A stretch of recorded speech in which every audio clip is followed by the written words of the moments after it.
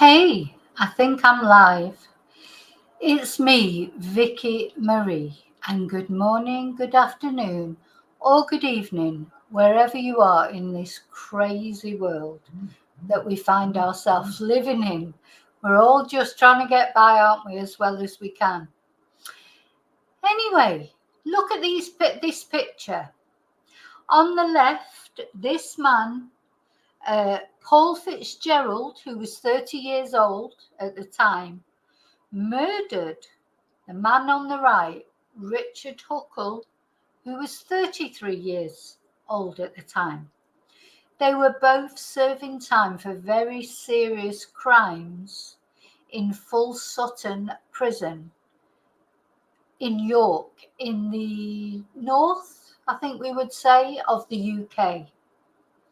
And not only did he red rum him, but he tortured him. He RAPD'd him. He violated him. He basically subjected him to a 90-minute ordeal. Terrible, isn't it? But if you knew who Richard Huckle was, the guy on the right, would you still think it was terrible? Or would you think it was karma and he had his just desserts? Can this kind of violent crime ever feel justified? Or was Paul Fitzgerald completely wrong to do what he did? Did he even do it because he cared about the crimes that Richard Huckle had made? Because he was responsible for very serious crimes himself. Let's chat.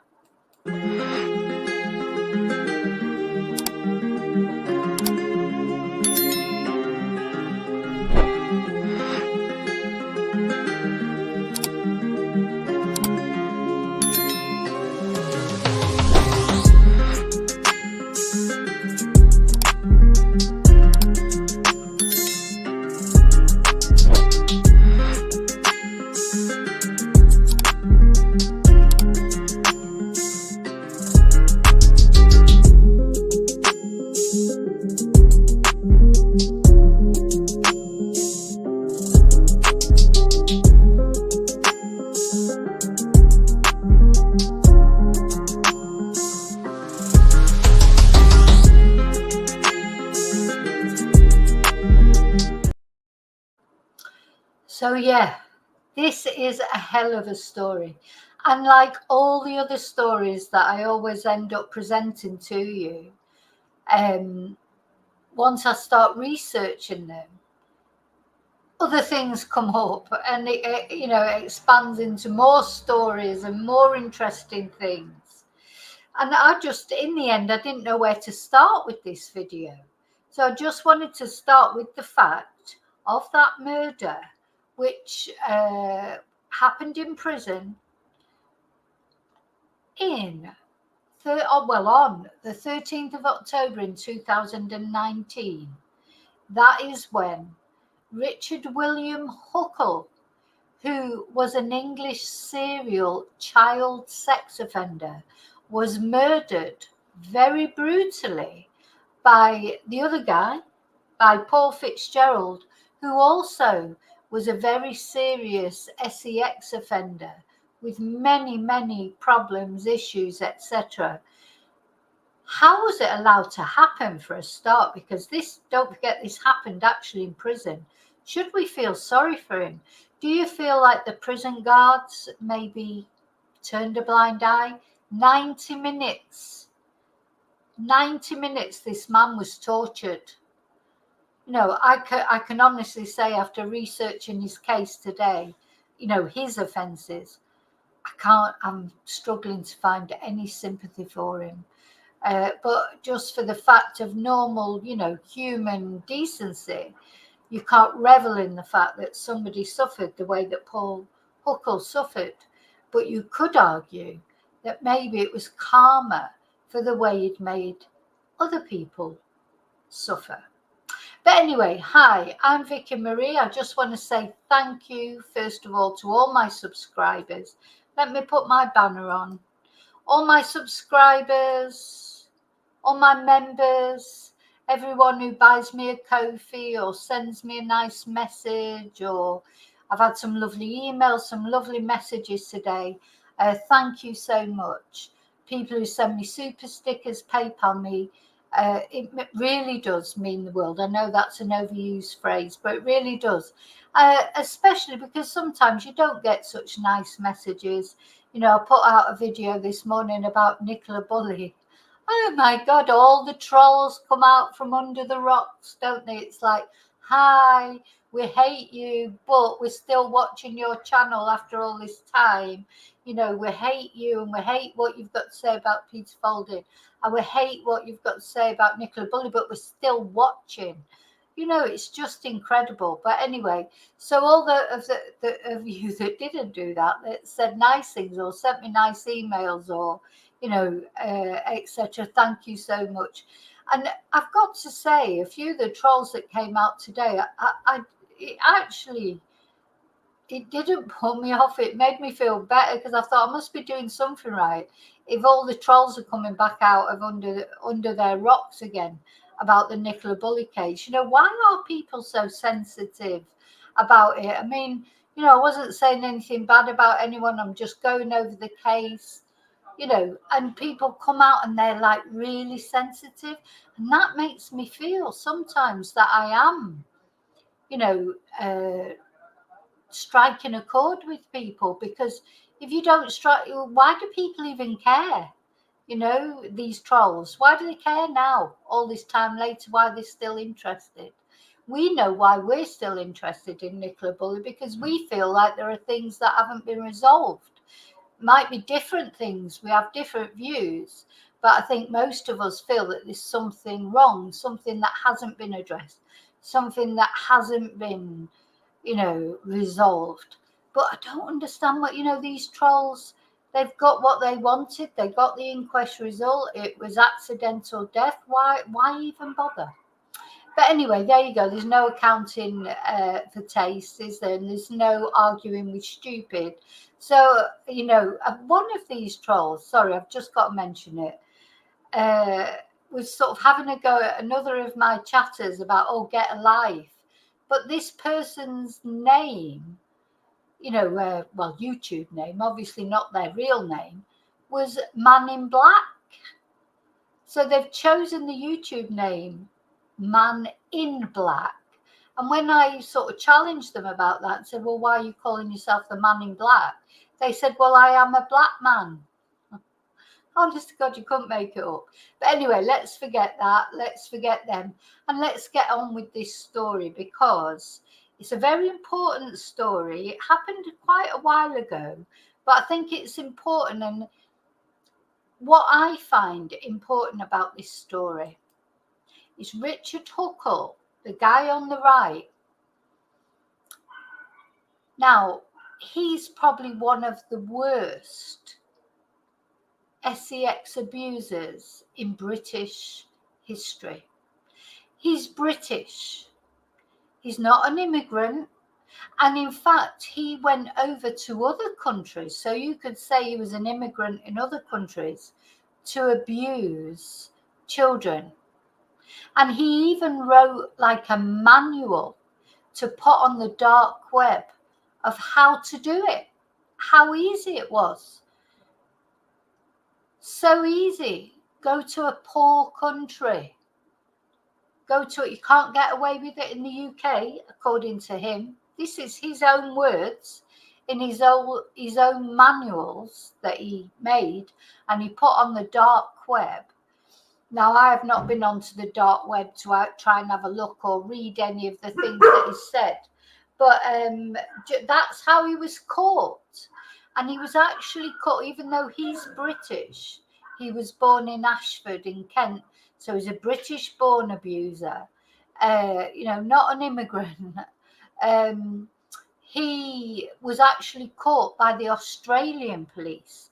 It was the Australian police that were doing, I don't know, some sort of what would you call it? They were trying to catch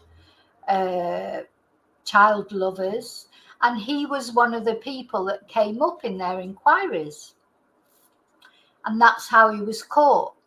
And then it turned out he was a photographer, or supposedly a photographer, who went out to these poor countries as a Christian missionary. He also did an English course, like to be a CELTA teacher.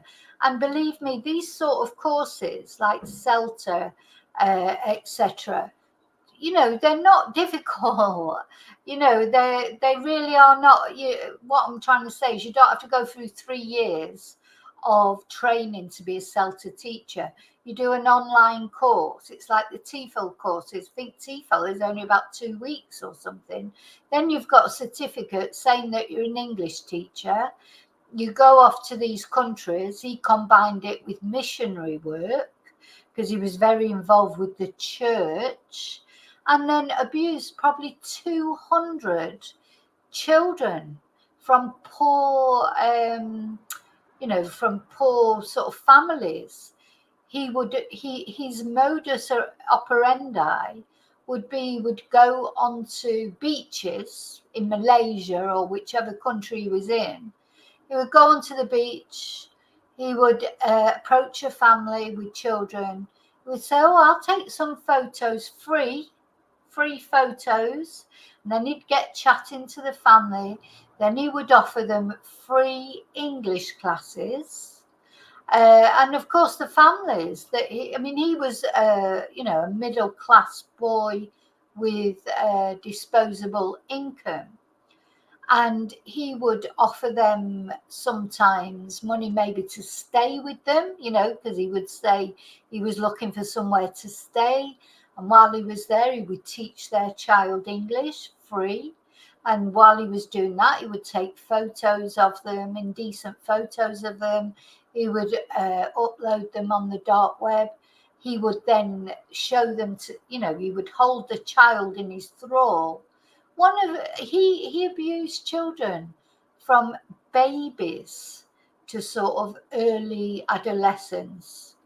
And one particular girl that was well documented because he had lots of photos, etc., a bit Stephen Sternish in that way, made sure he had a record of everything he did.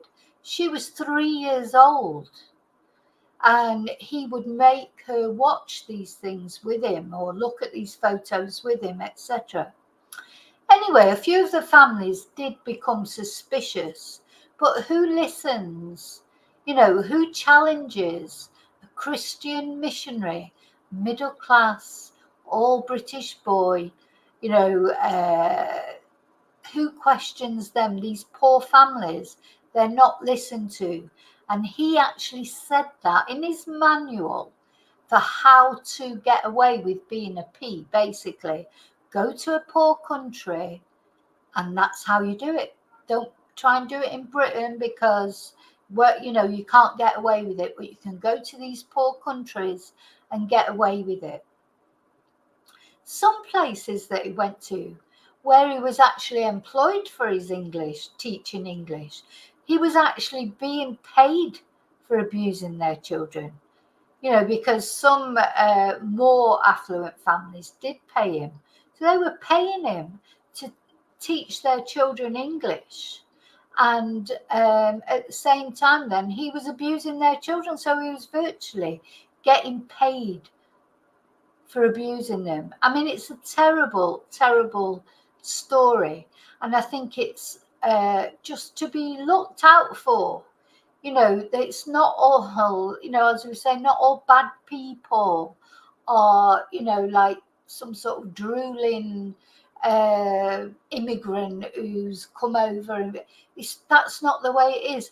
This guy was a middle class young lad from a good family, not a single parent family, like some people blame single parents. Not a single parent. He had 2 parents. He had every opportunity to, have the best life he could have. And he was just bad. And he set off on this course of going to impoverished places and working with impoverished children with the guise that he was doing it for their good, to impress, to help, when really he was doing it for his own benefit, because he knew if he went to poor countries, he would not get questioned. And the church did not question him either. And even when it all came out in the end, the church tried to cover it up, as they do. And this is the whole problem with the church these days. People don't trust churches. They don't trust religion because of bad things that have happened, and there's no comeuppance. Now, in the opposite, Paul Fitzgerald, who also, the guy who eventually sort of took Richard's life in a very brutal, awful way, he wasn't exactly a good person either. Of course he wasn't. He'd done some terrible things, which is how he ended up in Full Sutton prison. Now we're going to have a look at the prison itself. Full Sutton prison in York is a prison that the highest offenders... Oh God, I've got the hiccups, sorry. Fancy getting the hiccups on a live stream. So, my gosh. Full Sutton prison in York is a prison where there's a lot of high profile offenders. Hang on, let me have a bit of water.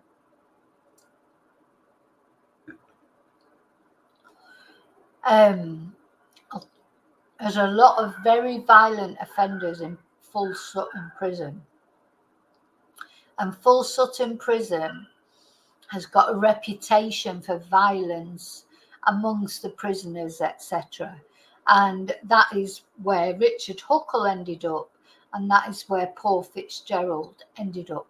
So we'll be talking about Paul Fitzgerald a little bit as well, and the crimes he did. He's still alive, Paul Fitzgerald. He received another 30 odd years. He was already serving life, I think, but he received a sentence of another 30 odd years for killing Richard. And as I say, he didn't only kill Richard, he tortured him. He, subjected him to 90 minutes of various torture. And I can't help but think, where were the prison guards when all this was happening?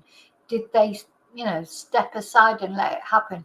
I'm 100% certain that those kind of things happen in prison, where prison officers just turn a blind eye just for a little while. What do you think about that? Anyway, I'm just going to say hello to everyone before I start properly.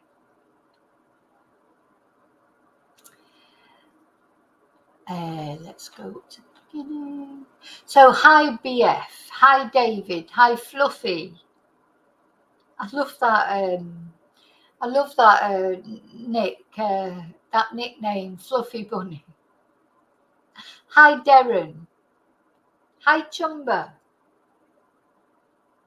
I think I said hello to David. I think I did.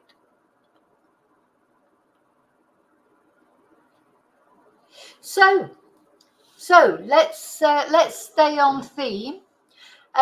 Richard Huckle.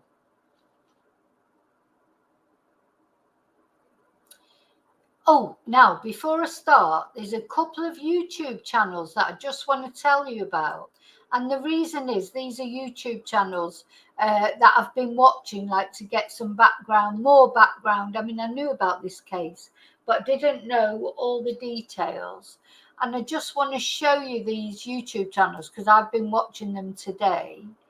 And the first one that you may have heard of or may not have heard of, I'm not going to show the videos. I'm just going to show you them because I've used them for research. Now, this is the Law and Crime channel. Now, I'm not going into the true gory details and grit of these crimes, either of them, either the murder of Richard or what Richard himself got up to. But if you want gory details, then definitely go and watch The Predator Within the Christian Church, Richard Huckle, because I'll say he, it is a he. I think it's Brad Pitt. The other thing I'd like you to do is to go onto this YouTube channel. You never see the person's face, it's just the voice. But I swear it's Brad Pitt's voice. Honest to God, I'm 100% certain it's Brad Pitt. Anyway, so then that's a good, interesting video. And then another interesting video that I found is the gap year paedophile, because Richard Huckle, when he went on his gap year, that's when he went off to Malaysia and these places to abuse these children. That's why it's called that. Very good documentary. I think it's actually BBC documentary. So obviously I'm not going to show it because I'll get done for copyright. But if you want to find it, it's there on YouTube.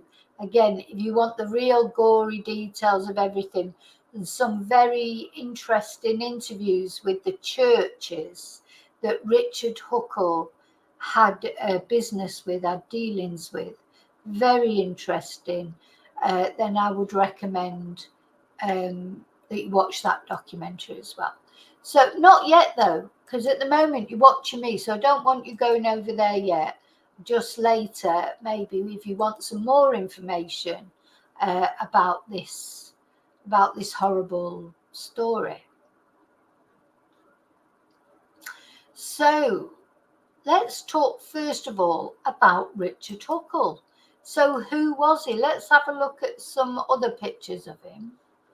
So we've got that picture of him there with the guy on the left is the guy who ended up murdering him. Let's have a look just at general images on Google. So this is him. This is obviously a prison photograph, I think, but then there's various photos here on the Google images. A drawing of him in church. Picture of him with a child, with the child's face obviously blocked out.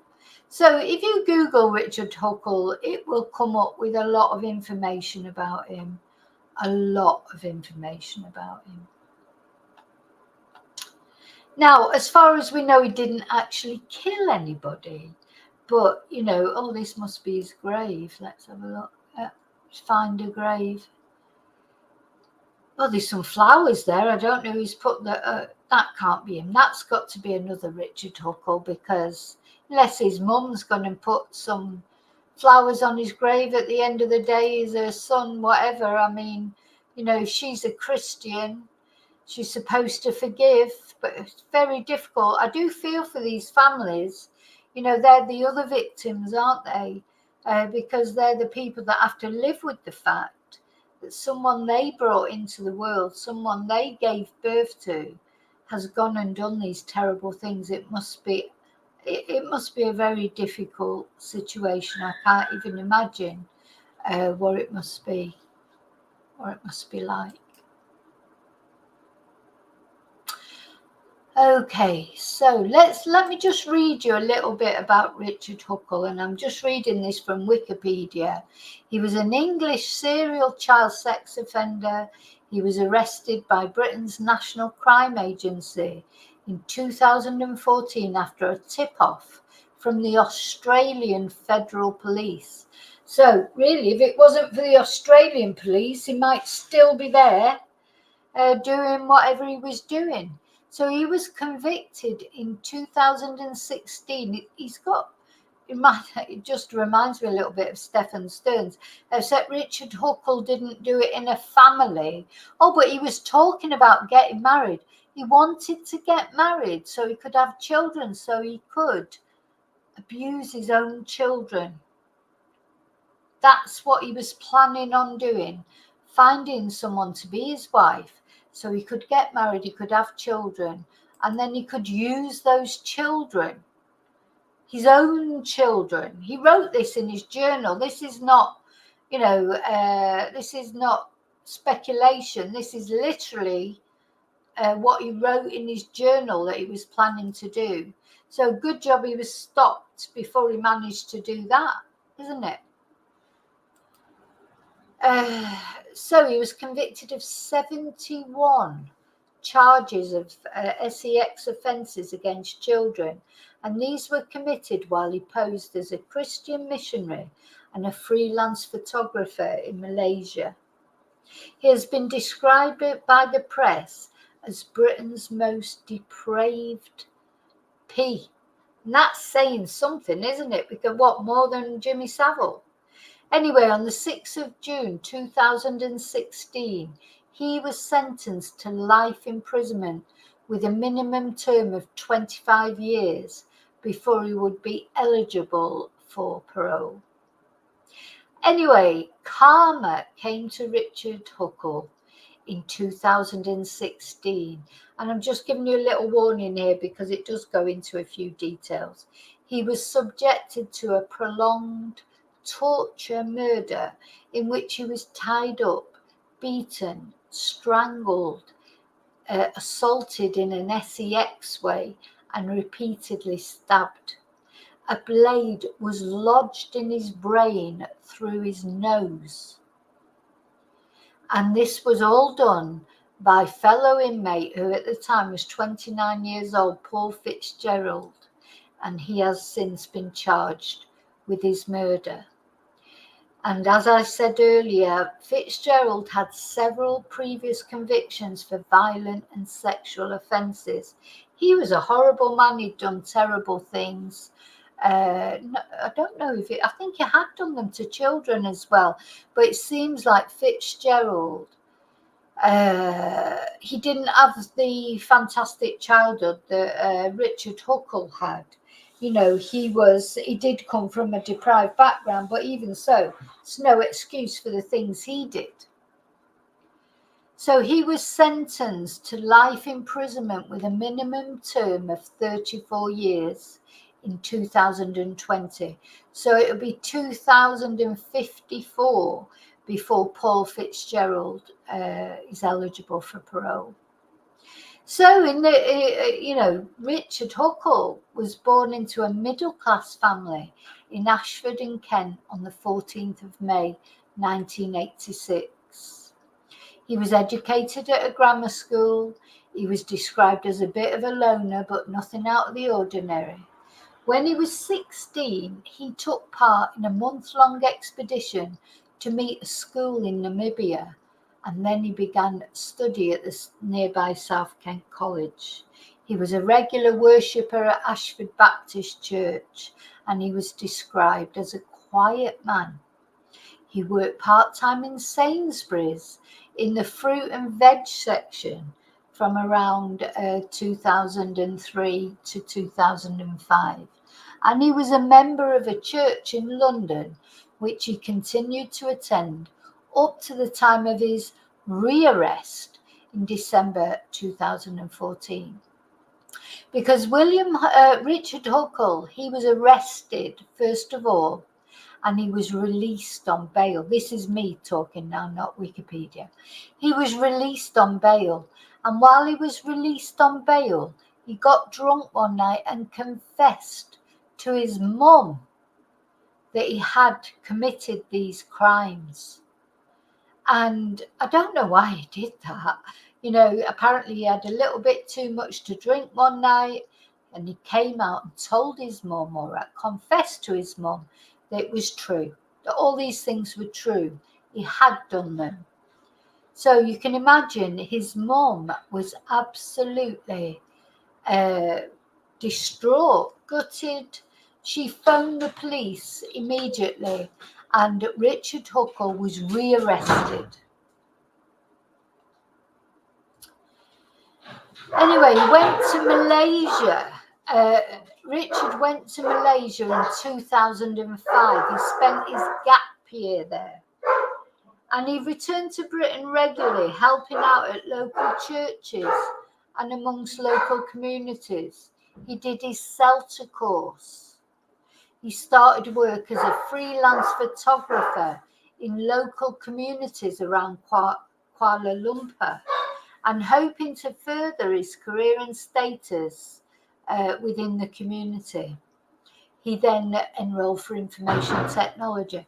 Imagine if it was today's day, in today's day and age, that Richard was out there. He'd be on TikTok, wouldn't he? He'd be on TikTok. He'd be doing his little videos in plain sight.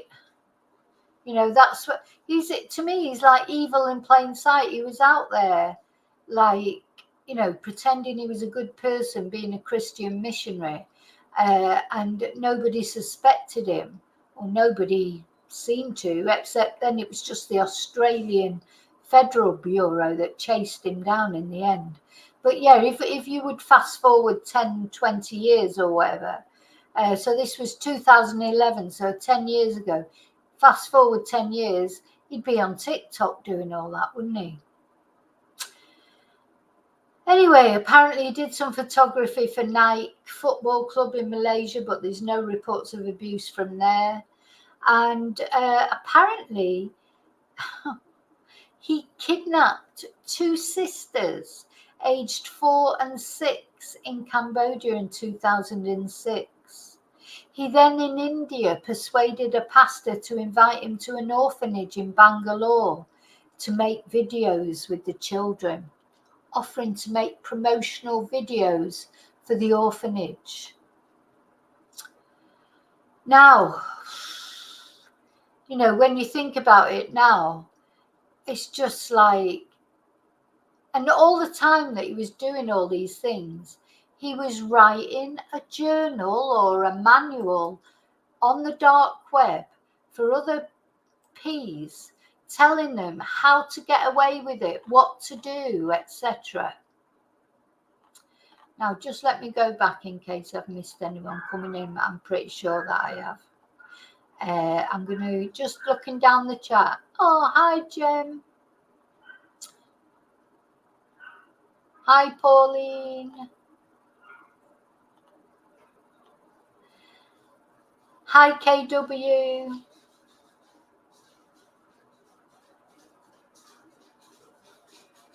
Hi, Old Bod.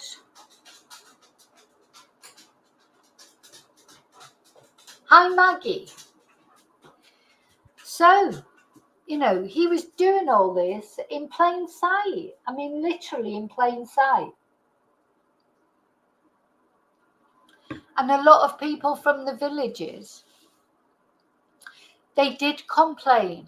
They did have an idea of what he was doing, but the church turned a blind eye. Really, if it wasn't for the Australian Federation finding out about this, dark web, this underbelly, and this particular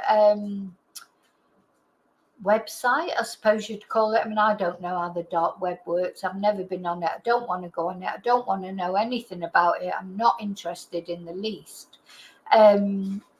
But it was a particular, let's see if I can find the name of the, not recommending you to go and look for it. I just want the name of it.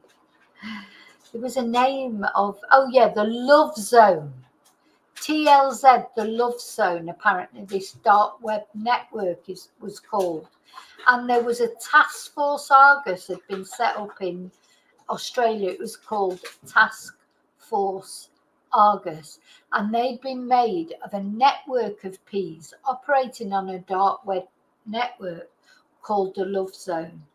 And they noticed one member who always made posts using the unusual greeting Hayas. So not just higher, but plural, Hayas. And also that he had a distinctive freckle. Don't worry, it's not on his ujima it was on one of his fingers. So officers used social media and chat rooms to track down this individual, eventually finding a Facebook page that matched. The profile was fake, but photos of a vehicle led to police to Sharon McCool, a care worker from Adelaide, and a warrant was issued for the arrest of Shannon. A woman, for fuck's sake, Shannon. Do you know, talk about giving women a bad name. Oh my God. Anyway, a warrant was issued for the arrest of Shannon McCool. Oh, maybe it wasn't a woman. No, because then it says upon entering his house. Oh my God, I was thinking this can't be a woman. Because Shannon, you just think is a woman's name, don't you? But I don't think it was. But upon entering his house, police discovered that he was online and running his website at the time when they entered his house. Right, okay. So it must be a man. Shannon must be a man's name as well. Thank God for that. I mean, women sometimes are peas. I'm not saying there's no instances of that. Of course there are.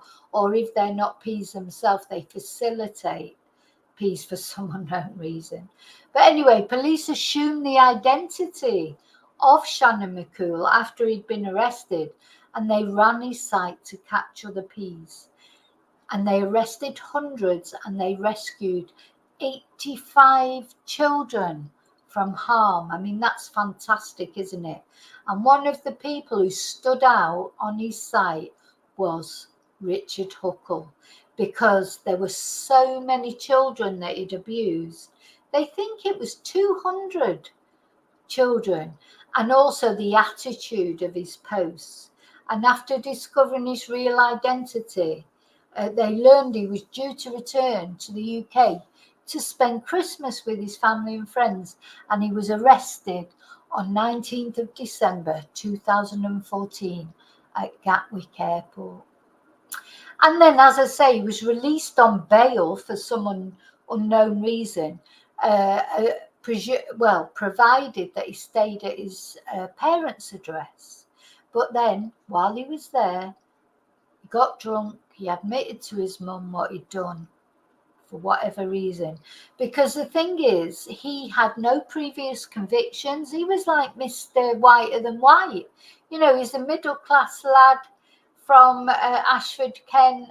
You know, no reason. He'd never been... He had no criminal convictions, never mind with minors. He had nothing, not even a parking ticket. And also, he was not in a position where he was in contact with any minors. So these are the reasons that the police gave for giving him bail. But personally, as far as I'm concerned, if someone's, you know, being charged with 200 counts of child abuse, how would they get bail? I mean, they could just go out, take a child and murder them, couldn't they? Just think, oh, I'll have one last blast before I go to prison. Anyway, so that's how he got caught in the end. His parents refused to allow him in the house after he'd confessed. And they contacted the police and implored the police to arrest him. And so he was returned to police custody. And finally, I mean, I don't want to go into all the details of his offences, but finally he was sentenced, and he was sentenced for 71. He was sentenced, he pled guilty to 71 offences, but it's likely that there were 200. And he was sentenced to life imprisonment on 22 counts, minimum prison term of 25 years. But of course, it never came to that. Because while he was in prison, in Full Sutton prison, we're going to look at that prison now, he was subject to this brutal murder. It's difficult to feel sorry for him, isn't it? You know, and it really was horrible. 90 minutes torture. He was RAP'd. He had implements put up his back passage. He was had this knife forced into his brain through his nose, or a blade anyway. You know, and the guy who did it to him, you know, who you know, is obviously quite sick bunny himself, Paul Fitzgerald, said if he would have had more time, I mean, how much time do you need? He had 90 minutes, for God's sake. He said that if he would have had more time, he would have wanted to cook some parts of him and eat him.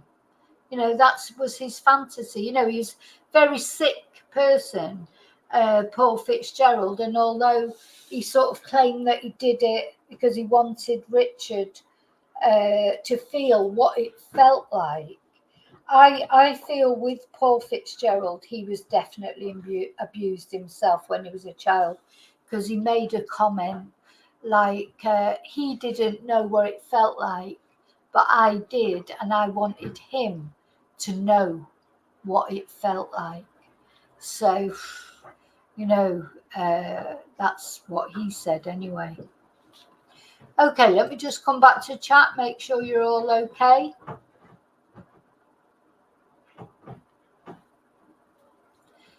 Looks like you are. Just make sure I've not missed anyone. So that's what happened. So let's have a look at this prison. So I think part of the prison, this Full Sutton prison that he was in, let's have a look at that. I think that's got a lot to do with it. I honestly think that probably in this prison in particular, and probably in most prisons, I do believe that quite often these prison officers turn a blind eye. I really do believe it. So this is where it is. I can't say His Majesty. The prison, Full Sutton, that's where it is. So it's near York. So that's the north, isn't it? York. I've been to York. It's not that far from Manchester. Yeah, you've got Manchester over there, Leeds, Sheffield, and this is where HMP Full Sutton is. Prison. So if you live around that area, quite often with prisons, you don't know they're there, do you? I mean, I always knew where Strangeways prison was in Manchester, though I think that's closed down. I used to go on the bus past it all the time, but, that was in a city centre. But I don't know if this is out in the country. Probably a lot of people don't even know it's there, because really, if you didn't know, Stamford Bridge, is that where Leeds play football, is it? I know someone plays football there, Stamford Bridge, because I've heard about it. Can't be Leeds, can it? Leeds is miles away, or is it? I don't know. Just don't know. But Stamford Bridge is definitely where somebody plays football, some Premier League team. It looks like it's quite, is it quite, just seeing what's around. Looks like it's sort of miles away from anywhere, doesn't it? Anyway, it's a high security prison. So the prisoners that are in there, they are like, serious prisoners. So let's have a look. Some of the prisoners that are in there and some of the things that we can find out about Full Sutton.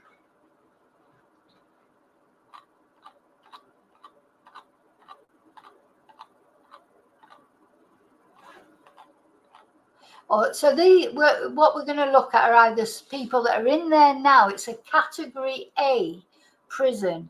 I must research about prisons because, I don't know much about prisons and who goes where and what decides where people go, etc. But Full Sutton is in a Yorkshire village. Oh, the prison in a sleepy East Yorkshire village. Oh, sorry, I need to share it. The prison in a sleepy East Yorkshire village, home to some of the UK's most notorious inmates.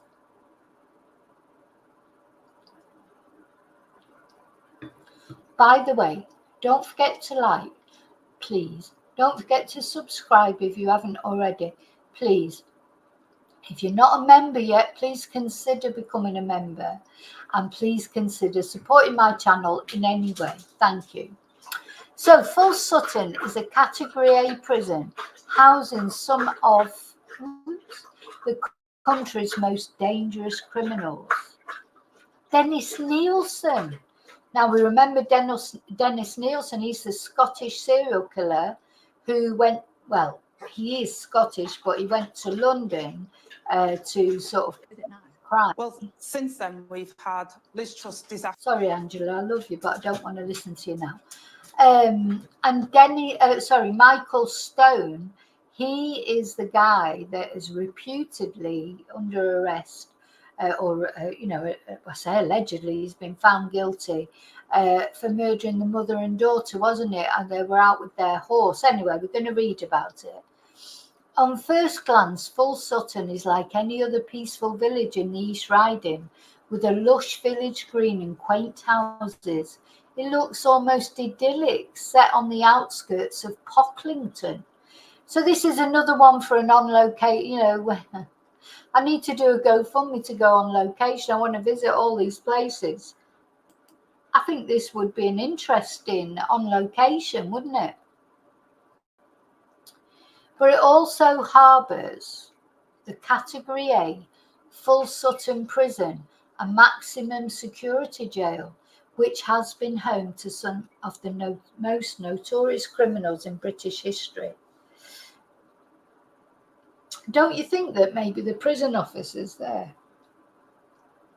they think, oh, these guys are never coming anywhere. If the prisoners are a pain in the ass, they're probably like, that's probably when they turn a blind eye, isn't it, to things maybe. So from serial killers to terrorists, they are some of the most dangerous offenders to have been jailed in this country. Most are serving life sentences for their horrific crimes. Here we take a look at some of the grisly crimes the inmates committed before they were incarcerated in East Yorkshire. So we've got Jeremy Bamber. So Jeremy Bamber, he was the one that said that Bambi did it, his sister, wasn't it? He killed his family but said it was his sister. Bamber was convicted of murdering his adoptive parents, adoptive sister, and her 6-year-old twin nephews in 1986. The family was shot dead in Essex in August 1985 in what became known as the White House Farm murders.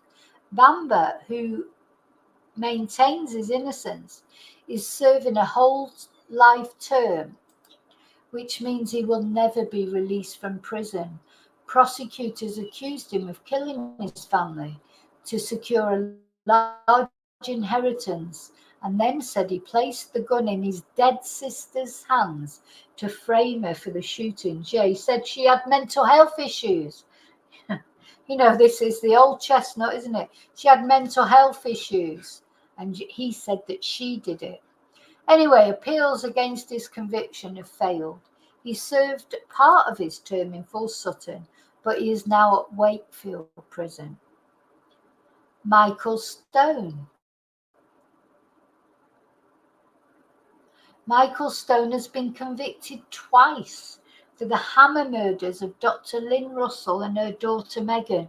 Now, this is a funny one, isn't it? Because there is talk, of course, that maybe Levi Belfield, who was a hammer murderer, was responsible for these deaths. But this guy has been tried twice. He has been convicted twice for these crimes. So whether that means he's guilty or not, I'm not really sure, to be honest. Yeah, but he has been convicted twice, that's all. But I don't know. I'd have to do a deep dive into that case, because I can honestly say I don't know enough details.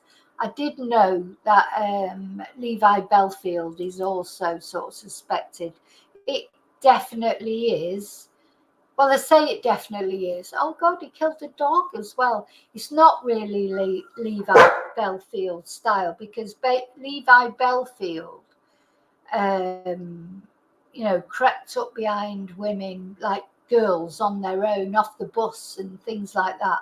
So as far as I know, Levi Belfield did not kill any young children. Of course, he killed Millie Dowler, who was a teenager.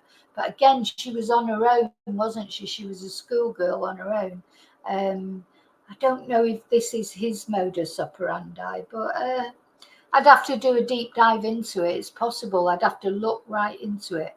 So the family was tied up with Stones's bootlaces.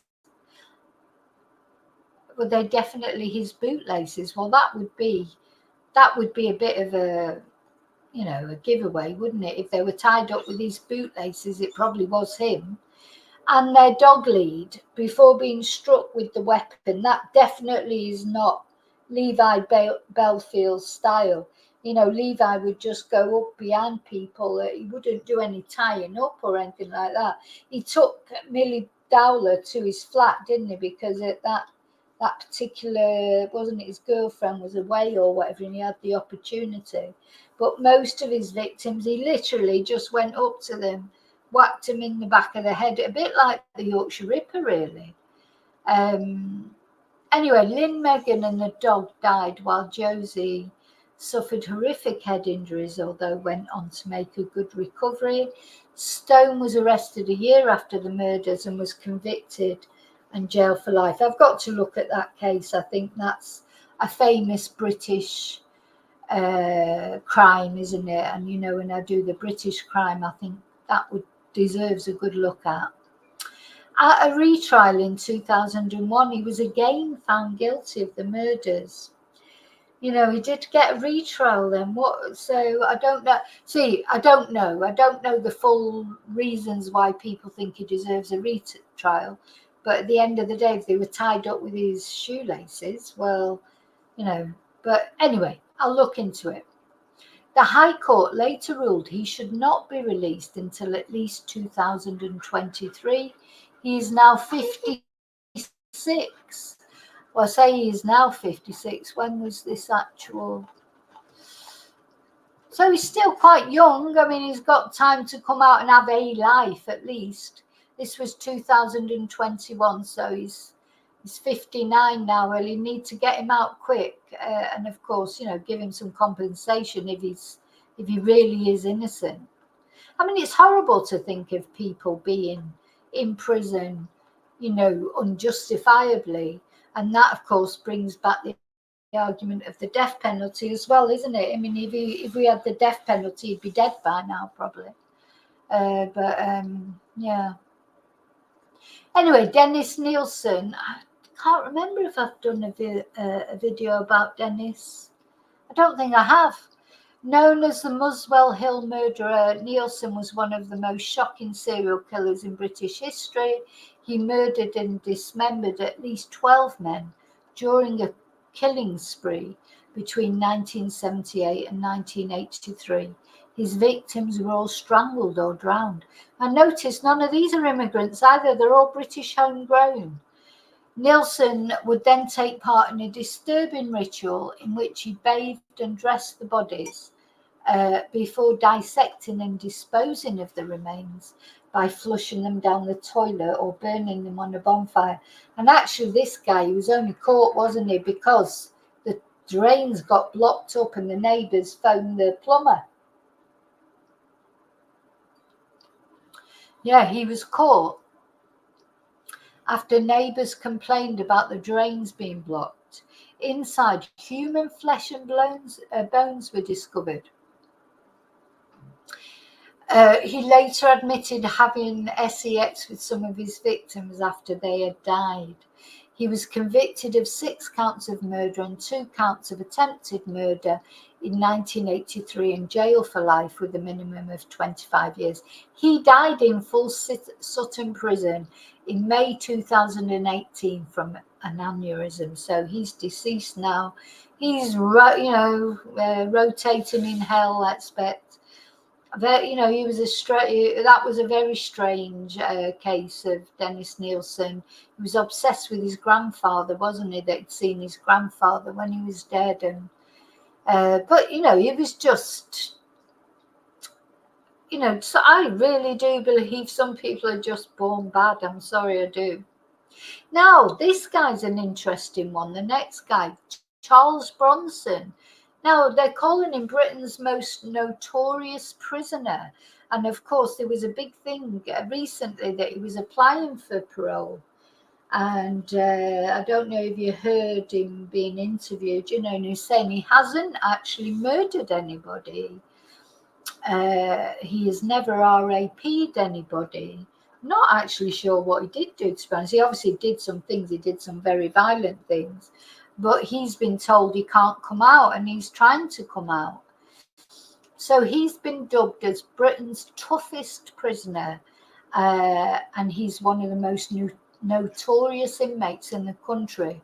Although his crimes on the outside world were not as grave as others on this list, it's his behaviour inside prison that has made him a household name. Sorry, I was going to laugh there, and it's a nervous laugh. Because during a stint in Hull prison in the 70s, he held an art teacher hostage for 44 hours.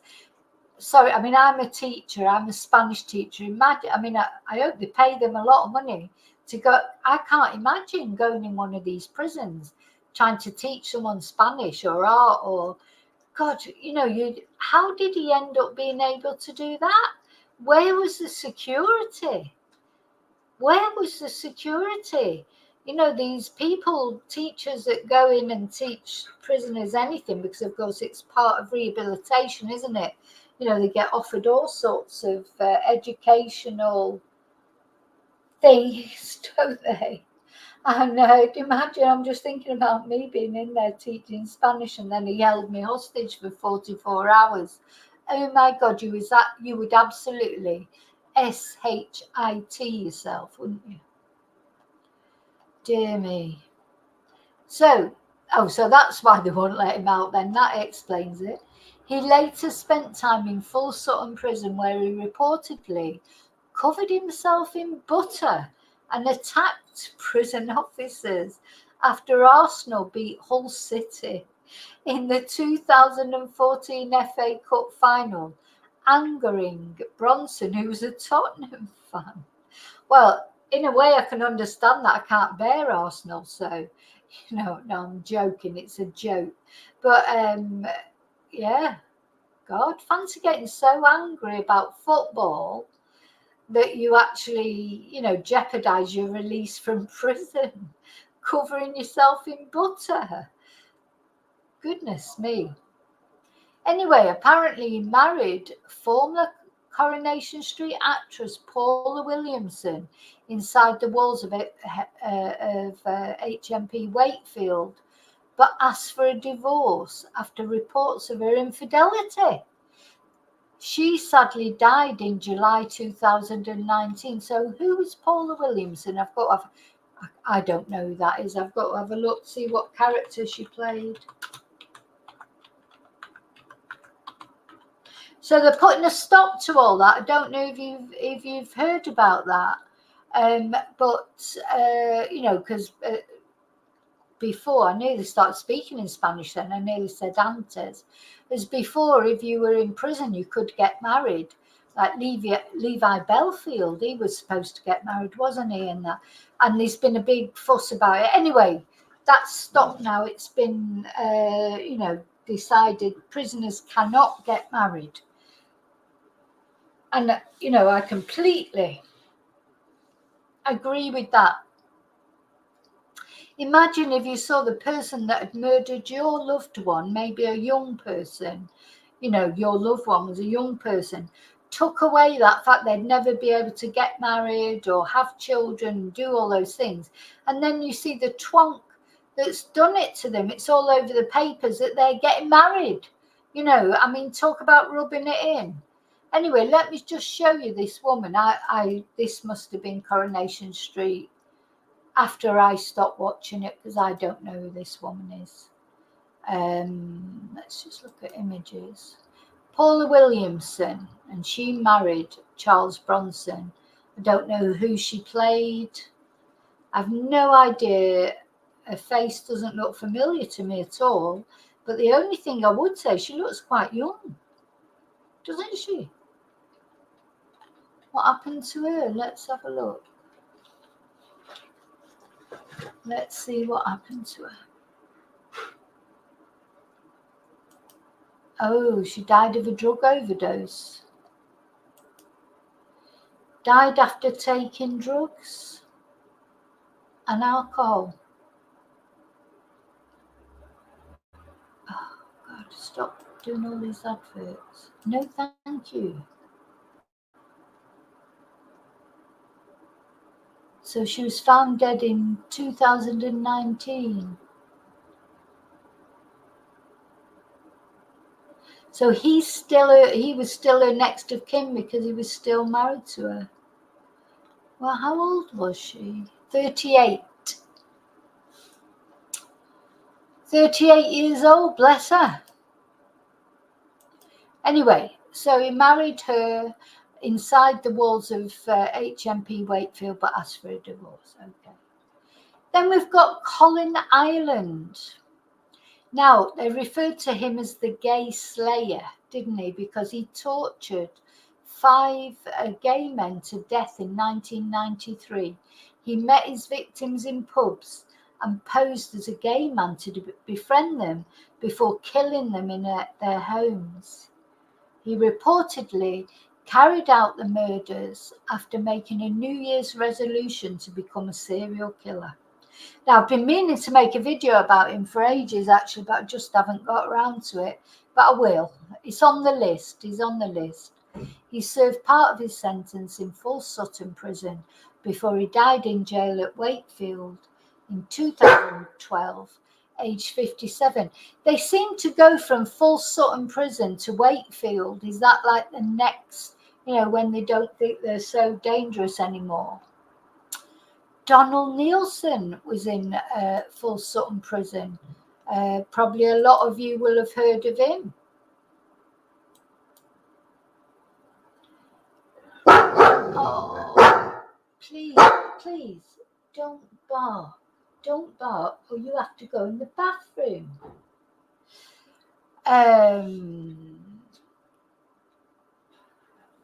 Yeah, so do we know this guy? So this guy, oh, hang on, I haven't shared it. Let me just share it again. I haven't gone back to...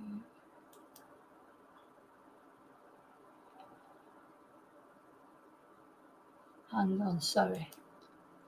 Right, let me go back. Let me just show you Colin Ireland again, because you might not have seen that because I wasn't sharing. So that was Colin Ireland. He's dead now, but I will do a video about him. These are all come under the British crime sort of genre. These are all British people, who killed, who weren't very nice people, homegrown killers, if you like. Donald Nielsen was the Black Panther. Now, if you're of my age group, you will remember the Black Panther.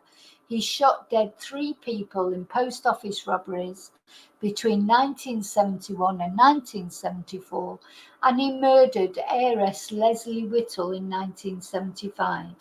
He earned his nickname when one of his victims' wives described him as so quick he was like a panther. He served part of his life sentence in Full Sutton prison before he died in jail, but we don't know which jail, in 2011, aged 75. Now, if you're from my neck of the woods, Manchester area, but maybe even anywhere, because this was a very famous case that was in the news, and you might remember him because of his eye. He's very distinctive. Dale Cregan, just awful what he did, because he phoned the police and asked them to come round. There's a 999 call, that we can listen to, not like Paul Ansell's 999 call that for some reason is totally secret. We're allowed to listen to his, and he asked for the police to come round. These I think it was 2 women, 2 female police officers went round, and he just shot them. When they, so he phoned the police, asked them to come round, and then shot them. And he's a gangster. Manchester gangster Dale Cregan is serving a whole life term. So he's not getting out ever, for the murder of 2 female officers in 2012. Was actually going to start upsetting me, this, because these police officers, they obviously had a grudge against the police, but these women had done nothing to him. He phoned the police, asked the police to come round, and then when they turned up at his doorstep, he shot them dead. He made a hoax call to police reporting a burglary, and he also threw a grenade at them. He almost killed 2 others. Mark Short, who was shot dead in a pub in Droylsden, Greater Manchester. He also killed 2 others. And Mr. Short's father, David, who was shot dead at his home. One-Eyed Cregan was also found guilty of attempting to murder 3 others. Part of his sentence has been served at Full Sutton, where he reportedly went on hunger strike in 2013. I'll tell you what, when they go on hunger strike, they should just let him die. Ian Brady was another one, wasn't he? Kept going on hunger strike. And the thing is, they have the prison officers, the police, they have a duty of care to these twonks. You must feel like, I'm surprised nobody's ever turned the other way when he's been sort of around, but I suppose people might be scared of attacking him because he's a bit of a tough man, and if he's got gangster connections on the outside world, people would be frightened, to do anything to him in case their family got hurt. I mean, I don't know, but I'm just presuming. So here we are now with Richard Huckle, pleaded guilty, 71 counts of sex abuse against 191 children.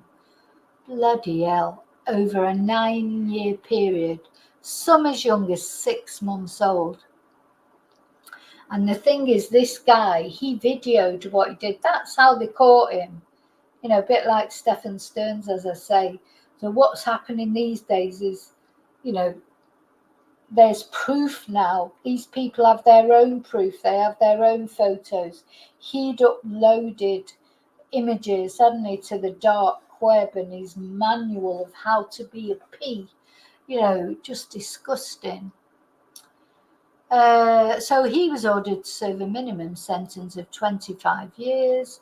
He had bragged on the dark web about his horrendous crimes against Malaysian children, some of whom were babies as young as 6 months old. I'll tell you what, those poor police that have to delve into these things, and also the poor people that have to be on the jury and look at these things. Years ago when I did jury duty in Reading, there was a case. I didn't get selected for this case, thank God. They come out and they select a jury, and I was refused. They didn't want me. They must have just told by the way I was looking at him, because it was child abuse against a baby. And while the court case was going on, and the rest of us were all sitting outside waiting to be called for our case, because when you do jury duty, you go in and the defendant or the lawyer of the defendant decides who to pick for the jury. And the ones who aren't picked, we go out and sit down and you wait for the next case and, see if you get picked for that one. And while we were outside waiting for the next case to come up, I'll never forget, this woman came out. She was hysterical, crying. She was one of the jury that had been picked, and she had to be excused. She just said, I can't do it. She'd seen the first couple of photos, and she said, I just cannot do it. So they had to pick somebody else. Anyway, Huckle had first visited Southeast Asia on a gap year aged 19 and returned masquerading as a teacher and a respectable Christian to infiltrate small and impoverished communities. He shared photos and videos of his assaults with P's worldwide and had attempted to make a business out of his that category. We're looking at how by we can help them through the crowdfunding. household support fund so that we Can can protect images. How can you crowdfund? the most vulnerable. Sure. Illegal. You acknowledge that Why might does seem Angela keep coming up on that? Anyway, he was even in the process of drafting a 60-page P manual at the time of his arrest. But his time at Full Sutton came to a brutal and sudden end when he was stabbed to death in his cell by fellow inmate Paul Fitzgerald. Fitzgerald tortured and abused him before strangling him. Oh, because he did that. So there wasn't much that you could say that he didn't do to him. He did everything to him. Now, these are really interesting ones, the last few. Stephen Grieveson. Now, I don't really know much about this case. He's a serial killer known as the Sunderland Strangler who murdered 4 teenage boys. I didn't know about this series of killings committed between 1990 and 94. Convicted of 3 counts of murder, 3 life sentences. Recommendation, he serves a minimum of 35 years. So he's in there. And then in October 2013, he was convicted of the murder of 14-year-old Simon Martin and handed a 4th life sentence. Now, this guy, I remember this little boy's little face looking out off the news, Daniel Pelka. And this twat, can't call him anything else, he is a twat. This guy, he murdered him. He was his stepfather, and he killed his 4-year-old stepson, Daniel Pelka, and Daniel was starved and beaten to death in a case that shocked the country. Also, he's been found dead there as well. He was found dead at Full Sutton Prison in January 2016. Oh my God. Kresolek was sentenced to life with a minimum of 13 years alongside little Dan. Look at his little face. How could they? Kresolek was sentenced to life with a minimum of 30 years alongside Daniel's mum, Magdalena, and she killed herself in prison in 2015. Did she though? That's it quite often when you hear of these people. I don't know how she did it, but if she, you wonder, did they do it, or did the prison guards or the prisoners have something to do with it? Kresolek was found dead in his cell at Full Sutton after suffering a heart attack. Did he though? Curtis Warren. Now, I don't know this guy. He's a drug dealer. He amassed such a fortune from his illegal activities. He once appeared on the Sunday Times Rich List, jailed for 13 years for plotting to smuggle £1 million of cannabis into Jersey. Well, there's not much going on in Jersey, so they were probably gutted when the cannabis didn't get there. Anyway, he was later handed another 10-year sentence for failing to pay back 198 million he was suspected of making through crime. I'm just not sure how he's supposed to do that if he's in prison, but so once he was on Interpol's Most Wanted, now he's 55, he's served part of his sentence at Full Sutton. Oh my God, he moved to HMP Belmarsh in 2020. Stephanie Smithwhite, a prison officer, was jailed for 2 years after having intimate relations with him. Seem to hear about this a lot. Did you hear about that other prison officer that they filmed? Anyway, never mind. John Cannan, now he's one of the most prolific serial killers that we sort of don't know about. He's the prime suspect in the murder of Susie Lamplugh. He's serving 3 life sentences with a minimum of 35 years. So he's only 62. God, I would have thought he was older than that because he seems to have been on, my crime radar forever. So I thought he would be older than that. So this was done in 2021, so he'll now be 64. Yeah, he was around, God, it's quite scary because he was around at Reading at the time I was in Reading. So he was sentenced for the murder of a woman, attempting to kidnap a woman in Bristol in 87 and raping a woman in Reading in 86. And he's named as the prime suspect in the notorious murder of Susie Lamplugh. I have done a video about him, who vanished in London in 1986. Oh my God, he still protests his innocence. Oh my God, that's right, he came up for parole, but he didn't get it. Anyway, these are terrorists. These are some terrorists that are in full Sutton prison. Are they still there?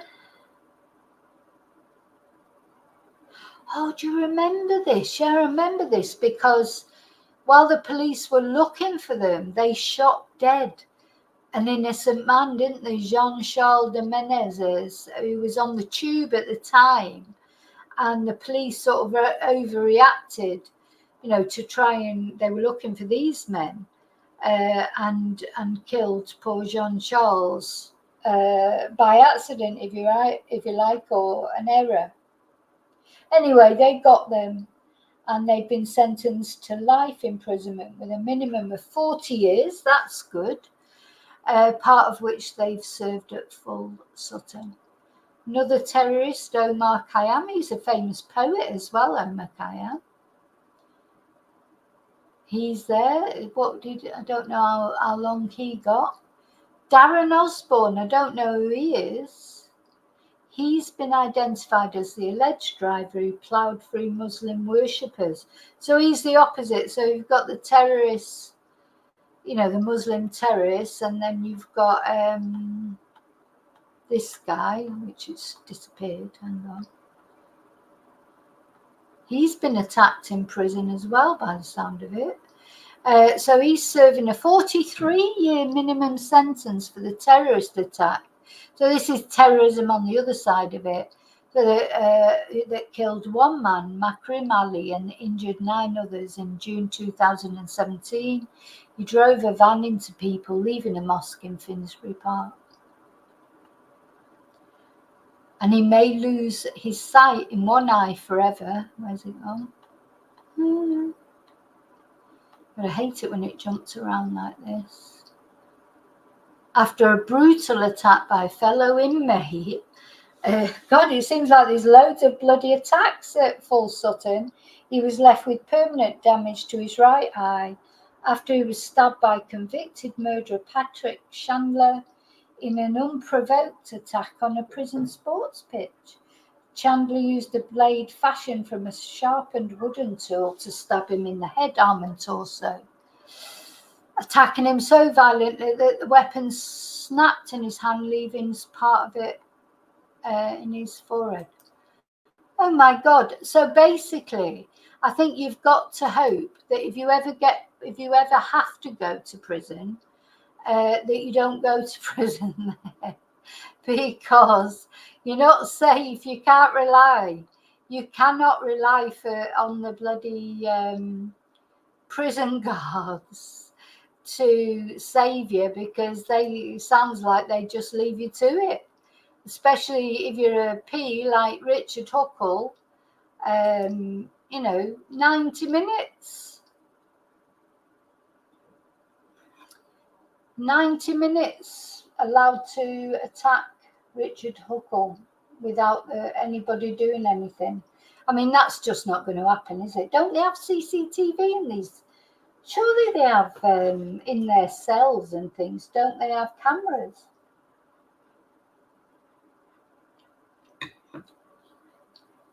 So yeah, if you're planning on doing anything, don't go to Full Sutton prison. Don't do anything too serious. You don't want to end up there, because it's horrible.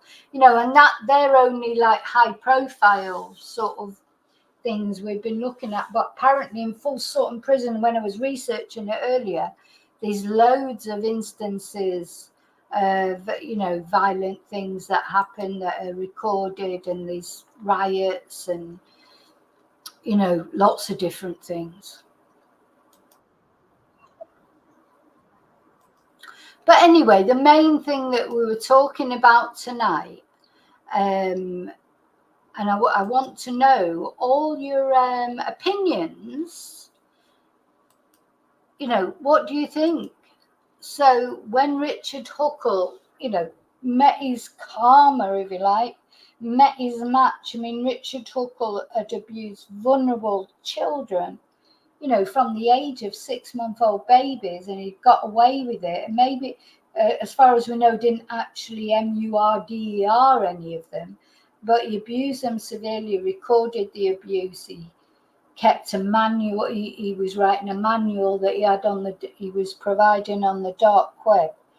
And you know why nobody suspected him for all that time that he got away with it?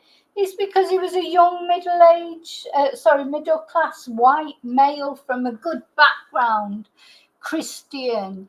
You know, people have these ideas of what monsters look like. And we know from this channel, from the cases that we follow, monsters can look like anything, anyone. And in fact, I think the worst monsters are the normal looking ones, and they get away with it for longer because people don't suspect them. You know, if somebody sort of looks like scary and has tattoos all over and comes, you know, from a rough background or whatever, people are immediately suspicious. But this guy got away with it because he had a CELTA bloody teaching certificate that, you know, I'm sorry, but then it's just like a Mickey Mouse thing in my eyes.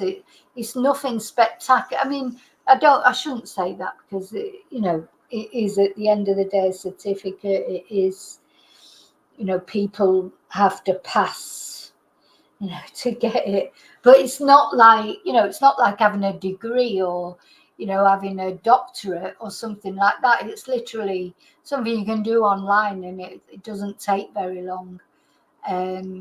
And then he used that to go off, you know, abusing kids, and also his position in the church. So he used the fact he was an educator, and he used the fact that he was some sort of Christian missionary, and a photographer, of course. So it's easy, isn't it, to go around these places, impress them with your online presence, take photos, make videos. They think it's great. Nobody would suspect you, middle-class young lad from Britain, you know, from an exemplary background. Who would suspect you? And he won't be the only one. There's probably loads of them out there doing it as we speak. He was just, unfortunately for him, caught. But how many others were doing it? And it makes me wonder, because the church, and see, he went to work at orphanages and things like that. They didn't really want to talk about it afterwards. And I think, well, you know, is it some sort of P ring? You know, how did he end up going to these particular places? We know he was on the dark web, so he was in contact. He was in contact with lots of other Ps. You know, that's unfortunately something that the internet has enabled, hasn't it? You know, years ago, you might have been a P, but you wouldn't have been able to connect with any other Ps, you know, maybe in your local area. But how could you really? I bet it was a very solitary life being a P, you know, years ago before the internet. But now they've come together just like we've come together. So it's got its positive things. You know, we've come together on this channel as a community, and that's a good thing. But there's other communities out there that aren't so healthy, are they, or not so nice? You know, and the internet can be a very nasty place as well as a very nice place. It's quite difficult to cope with sometimes, isn't it? The nastiness of it. But I'm talking with this guy, you're talking about extreme nastiness. And then he met his match, of course, when he was in prison. He met a person who was nastier than him, you know, and Paul Fitzgerald, not a child that he could, you know, not a child that he could manipulate or dominate. In fact, the opposite, Paul Fitzgerald did it to him. And, you know, was that karma? Because, of course, we don't have the death penalty in Britain. So there are places where Richard Huckle would have got the death penalty for what he did. Florida is one of them. He would get, you know, in the USA, it doesn't matter if you kill someone or not, just for that abuse that he did. He could have had the death penalty. But he got the death penalty in a different way. So I'll be interested to hear what your thoughts are. So, as far as Paul Fitzgerald's concerned, he's just never coming out of prison. I mean, he had not only had a history of offending, but he had a lot of mental health issues. He had gender issues. He had, you name it, he had it. So he didn't have the same life that Richard had, where Richard's life was a veneer of respectability. Paul's wasn't. Paul's life was, always a difficult life. But Richard, he was someone who got put everything on a plate, but he took it and he used his what can I say, his privilege. He used it in a bad way. And he wasn't from a single parent family, because as you know, I get a bit touchy about single parents. He wasn't. These were two parents. I've been told by psychologists that the worst cases they've seen are from two parent families. It's all the thing is, there's twonks in every walk of life. It doesn't matter what their situation is. I'm sure that all adds to it. Obviously doesn't help if you come from a difficult background, but that sort of thing is either in you or it isn't. You either do that or you don't. Lots of people get dragged up and they don't go and do the things that Richard Huckle did, whereas he had, a good life, a good home life. I mean, we don't know what happened behind the scenes. Who knows? He may have been abused himself for all we know. But, he never said that he was. There's no documented evidence of that, either from him or anyone else. So we have to presume that he didn't. So,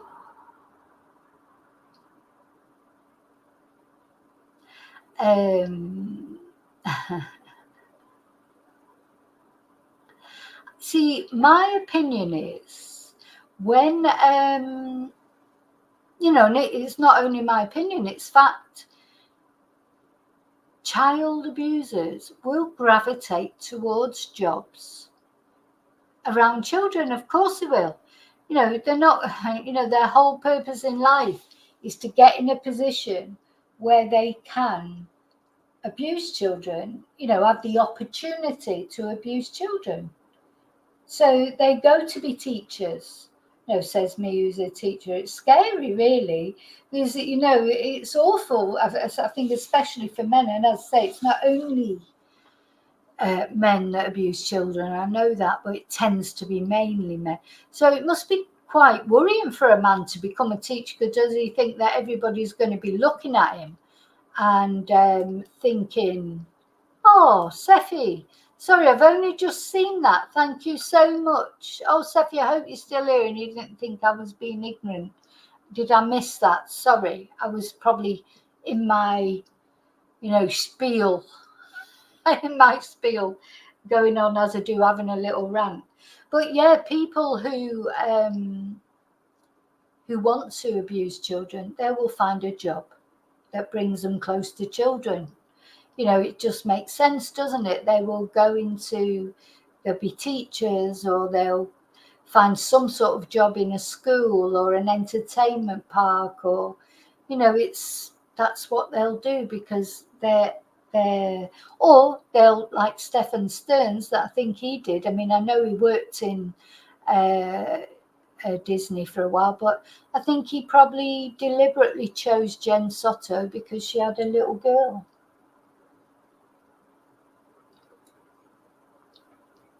That's what they do.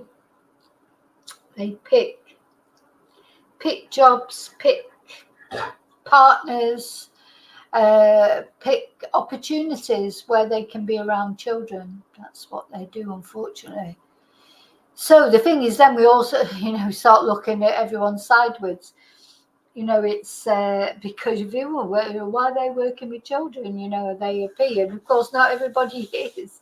I do feel sorry for men in that sense.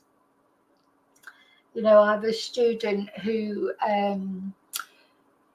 is married to a man, and that they have a child, And, he said, sometimes it's awful, like when you're at the park and, they're trying to get their child into the car because it's time to go home. But of course, you know what kids are like. So their son is 3. And he's like, I don't want to go home, Daddy. He's like, no. And he starts screaming. And he says, sometimes I think, God, what do they think? There's me and my partner, like 2 men sort of manhandling this child into the car. And but nobody's ever stopped them. But, people are probably looking at them thinking, where are those men taking that child? So it's a shame, really, isn't it? It's awful, really. But, I mean, I've been through that, to be honest, in the suit. I'm sure you all have, any of you out there who've got kids or had kids. When they do that tantrum in the supermarket, it's just like, I mean, I remember years before I had kids, seeing a woman in the supermarket and her son was having an absolute Benny on the floor, like, 2 or 3, that awful time that they go through. And she'd been trying to calm him down. And in the end, she just went, oh, stay there then. And just walked off with her trolley and left this kid screaming in the middle of Waitrose, I think it was. And I remember thinking, gosh, that's terrible. What a terrible mother. But, fast forward a few years, and then my son's doing it. They always do it in the supermarket, don't they? It's like with the supermarkets, like when they're little, and you can't leave them at home because they're too young to be left at home, because obviously you can't leave your 2-3-year-old at home while you go shopping. And so you have to go through it, or they go there, they want a drink of something, I want that one, and you're having to give him a something to sort of chomp on while you're going round. Then you get into trouble off the bloody supermarket saying, no, you're not supposed to open things before you get to the till. So you go through all that, and then when they get old enough to help, then they don't want to come. It's like, oh, will you come to the supermarket and help me out with the shopping? No, I don't want to come. I'll just stay here and do my PlayStation. So that's just how it is. So when they can't help and they hinder you, and you wish you could leave them at home, you can't leave them at home. And then when they get to an older age where you probably could leave them at home, or, they don't want to come, they won't come, and they don't want to help. So anyway, there you go. That's life. But it's all part of the fun of having children.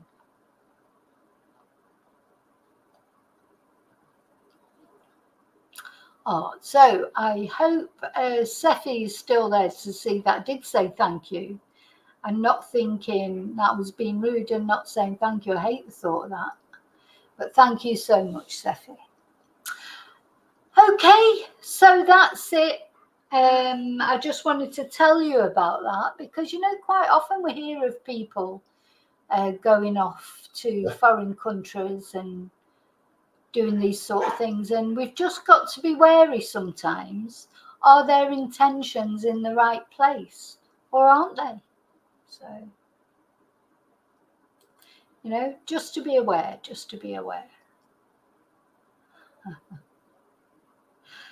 Oh dear.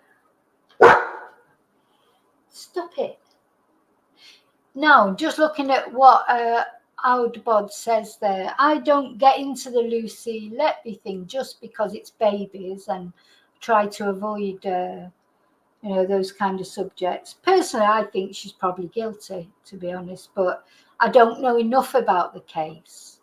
And I don't, to be perfectly honest, I'm not going to be researching it either because I know that I will find it too upsetting. But I know that there is, there's a contingent of people who don't think she's guilty, but I'm not one of them. Let's just put it that way. But everyone has their views. But the thing is, she was found guilty. So if she wants to say she wasn't guilty, then I suppose it's a question of, it's up to a lawyer, isn't it, to sort that out, get a new trial organised, try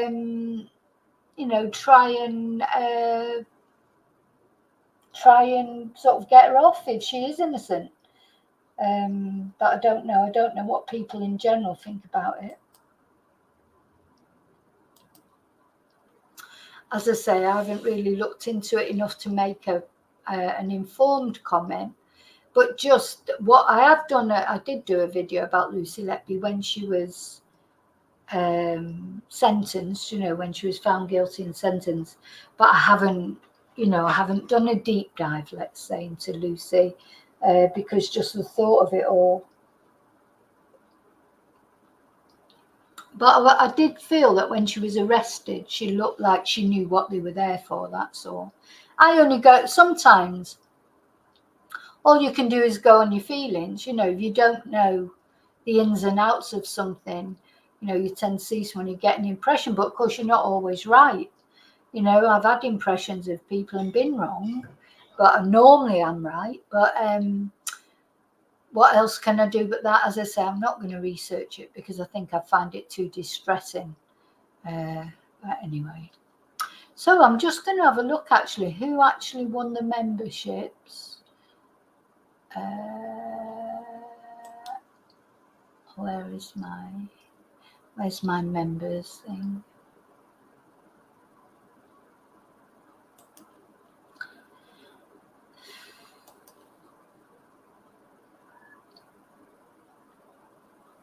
Oh, there you go. Michelle will be happy. Michelle J. Oudbod,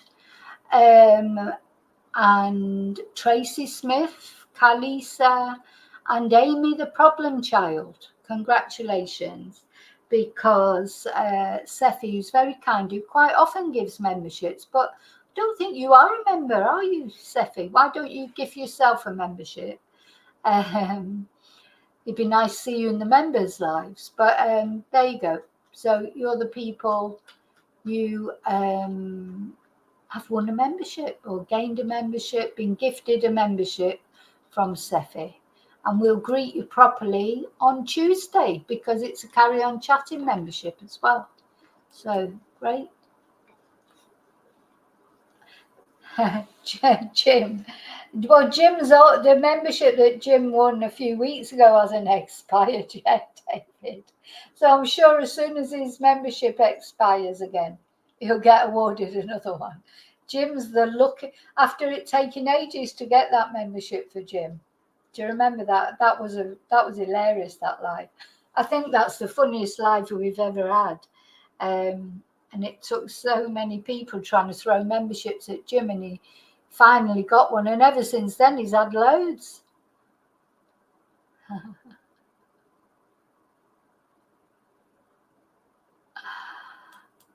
Okay, I'm going.